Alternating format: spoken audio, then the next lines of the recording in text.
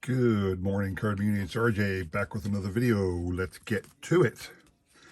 It is Saturday morning as I film this. I always film everything on Saturday mornings.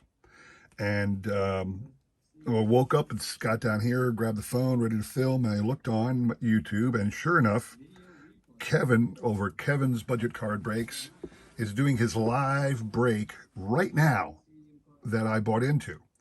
So I'm multitasking a little bit. It's possible in the background you will hear the live stream going on right now because I have it on the TV behind me and Kevin is breaking.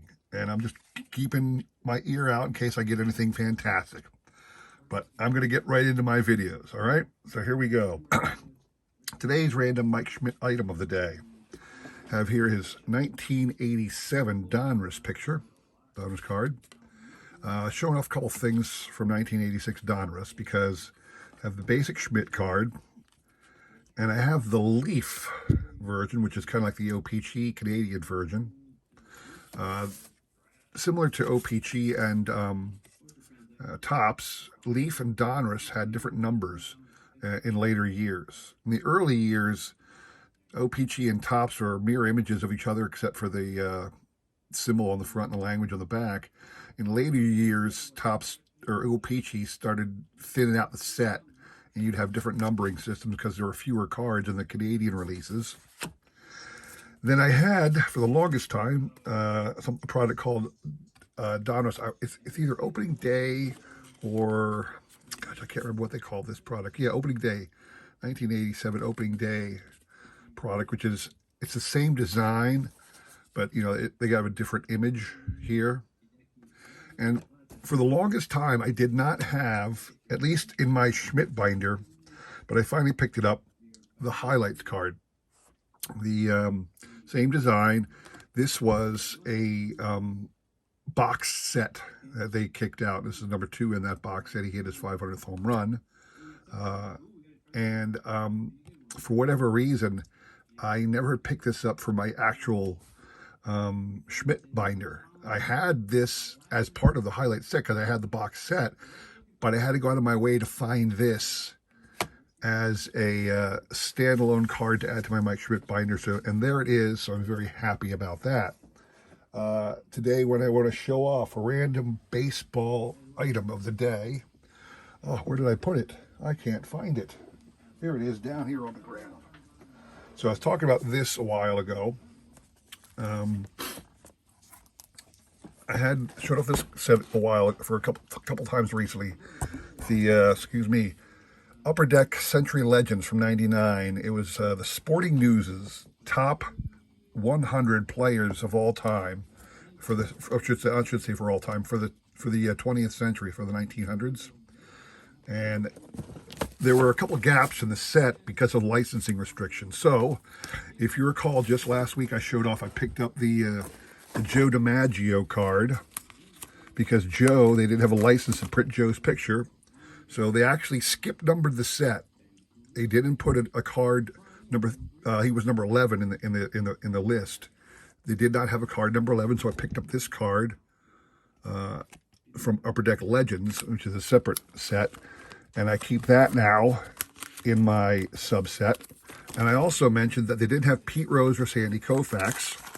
And Pete Rose, I used his 1987 Topps card because while he has a card in 1987 Topps, he did not play in 87. 86 was his last year as a real player. He does have a separate card in 87 as a manager. They put out manager cards in 87.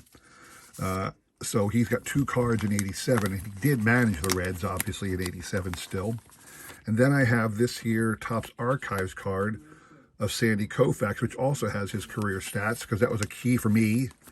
This set, this Century Legends set, let me pull out the Tris Speaker card next to it, has the career stats of everybody. So those 3 cards, for whatever reason, there were no cards made of those people. Again, I think it's licensing issues. They didn't have the license to do it. Also, at the end, I guess everything's falling apart here. They have these cards in the back, which are century moments, okay? just historical things that happened in the game of baseball during the 20th century, the 1900s. So this is where September 30th, 1972, probably the last game of the World Series when he got the MVP, Clemente did. Oh no, this is his 3,000th hit. That's what that is. So they had all these cards, and again, they skipped numbered one. There was one, it was card number, let me see here, card number 126, for some reason, was cut. They didn't put it in there. So I wanted to find another century moment, but a century moment that wasn't included, and I found out that for some reason they did not include as a cool century moment Hank Aaron's 715 home run. So this is from 1994, Topps, and it's the anniversary of, it's the 20th anniversary of him hitting that home run. And they had a lot of, 40 years ago, 60 years ago, 20 years ago, and this came out in 1994, celebrating the 20th anniversary of his 715th home run. And since they didn't include a card in this thing honoring his 715th home run, I thought, well, heck, that's a good century moment that I can include in this little subset. So I got that card and popped it into this binder as well. So that is, I have completed now my binder of the 1999 Upper Deck Century Legends collection, with some additions of other cards to make it right. So there you go. Today's trivia question, got a cool little prize for you here.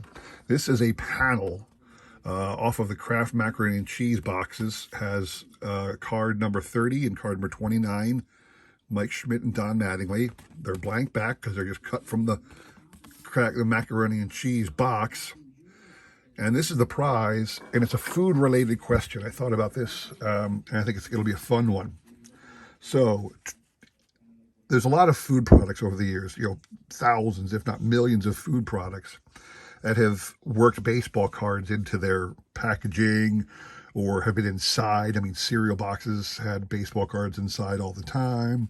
A lot of packaging came with boxes on the box that you'd cut out or whatnot. So there's been a lot of instances of food-related items. The Frank's company, what was it? The Conn's beef Franks back in the day with the Ted Williams card. Those Mother's Cookies have been doing it for years. So I mean, all kinds of products with food related. So let me talk about a baseball-related food or product and ask you this question.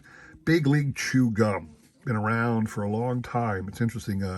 Jim Bouton, former Yankee pitcher who wrote that book Ball 4, he's the one who co-created Big League Chew back in like the mid-'80s, because so many players were chewing tobacco and the kids started chewing tobacco. So they said, well, let's make a pouch of shredded bubble gum instead of chewing tobacco. So it's been around ever since.